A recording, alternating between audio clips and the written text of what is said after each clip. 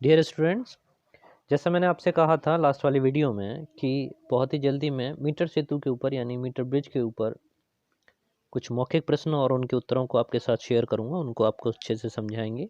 तो स्टार्ट करते हैं बिना किसी विलंब के। और ये भी आपको साथ ही साथ बता दें कि ये वाले जो मौखिक प्रश्न और उनके उत्तर हैं, ये आपके व्हीट स्टोन सेतु से रिलेटेड हैं और मीटर सेतु से रिलेटेड है, जिसमें आपने व्हीट स्टोन सेतु के सिद्धांत का प्रयोग किया है। और इसके द्वारा दो प्रैक्टिकल आपके होने हैं। एक तो किसी भी दिए गए चालक तार का प्रतिरोध ज्ञात करके उसका विशिष्ट प्रतिरोध ज्ञात करना उसके पदार्थ का, और साथ ही साथ दूसरा वाला यानी सेलों के प्रतिरोधों के संयोजन के नियम का सत्यापन करना है। ठीक है, तो ये दोनों ही प्रैक्टिकल और संयोजन को भी आप समझ रहे होंगे कि जो प्रतिरोध है उनको श्रेणी क्रम संयोजन और समांतर क्रम संयोजन उनका प्रूफ करके आपको उसमें दिखाना होता है।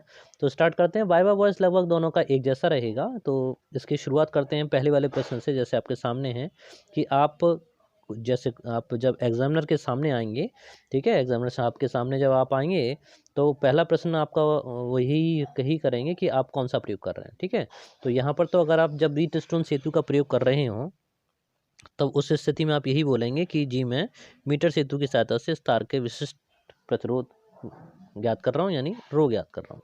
ठीक है, इसके बाद फिर संभवतः वो आपसे अगला प्रश्न करें कि इसे मीटर सेतु क्यों कहते हैं। तो मीटर सेतु कहने का मुख्य कारण यह है कि उसमें जो आपने एक तार लिया है उस तार की लेंथ 1 मीटर है। ठीक है, और ये अगर पूछते हैं कि ये किस सिद्धांत पे काम करता है तो आप सीधे सीधे कह सकते हैं कि व्हीट स्टोन सेतु के सिद्धांत पर कार्य करता है।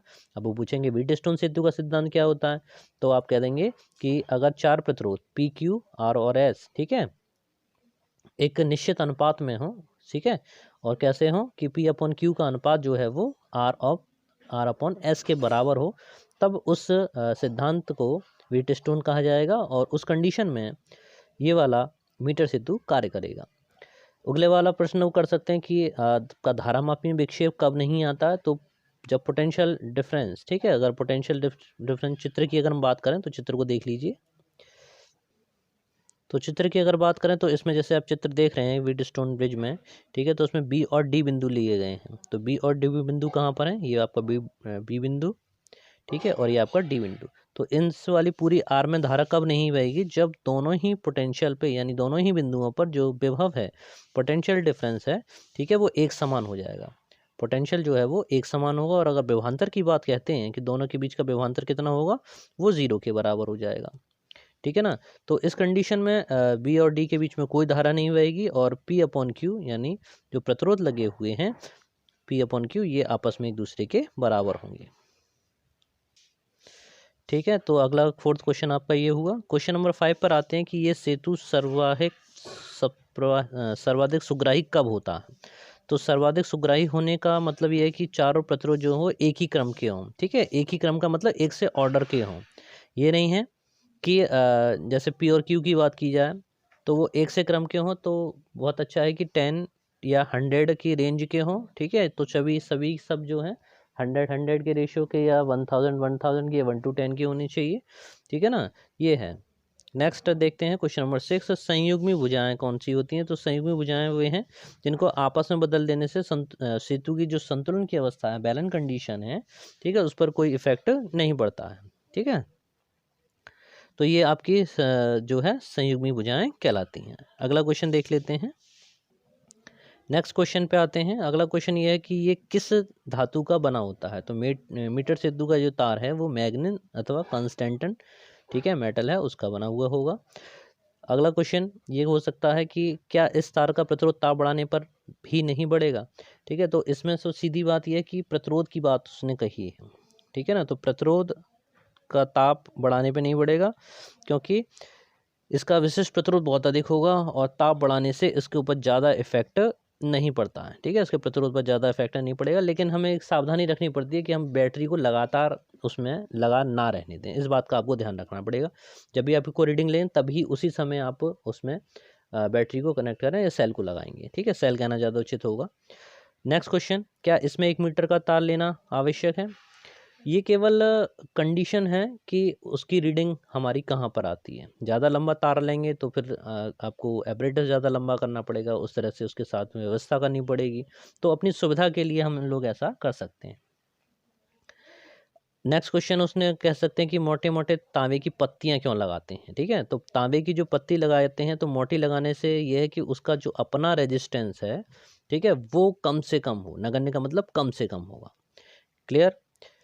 अच्छा, इसमें एक चीज़ और ध्यान रखिएगा कि जब आप विशिष्ट प्रतिरोध ज्ञात कर रहे हैं तो बहुत ज़रूरी है कि आपको प्रतिरोध के बारे में जानकारी हो। ठीक है, आप अच्छे से जानते हो कि किसी भी चालक तार का प्रतिरोध और विशिष्ट प्रतिरोध यानी रो, इन दोनों में क्या रिलेशन है।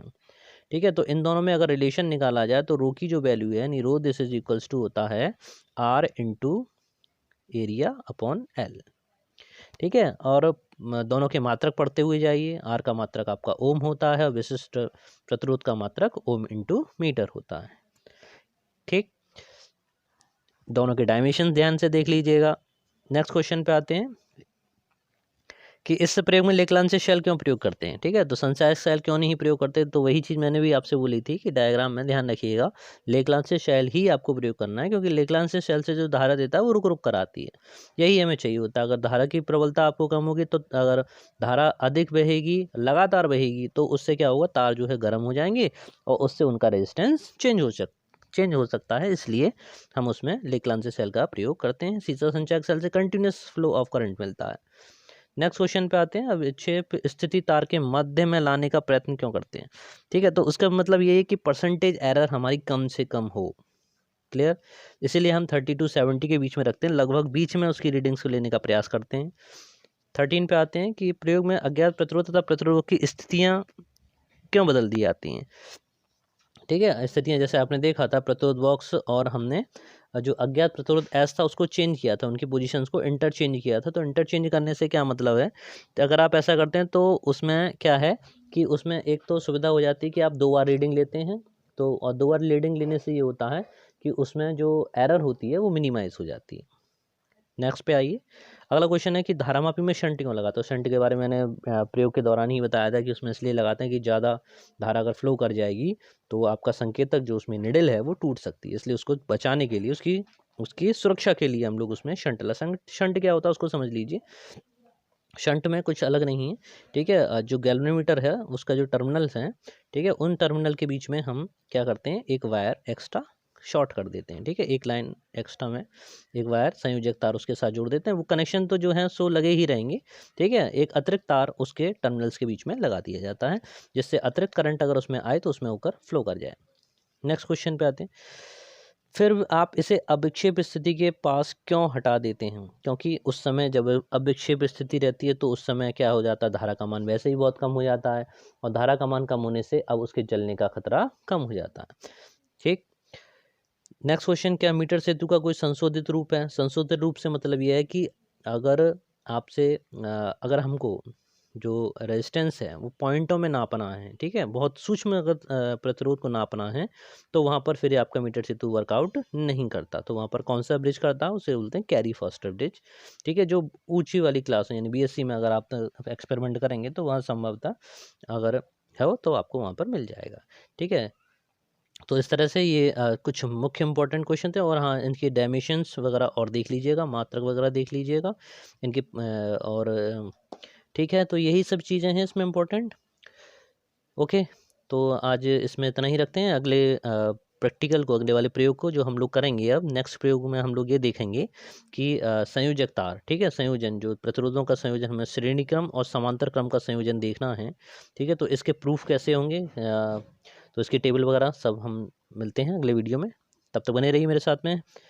जय हिंद, जय Bharat, thank you very much.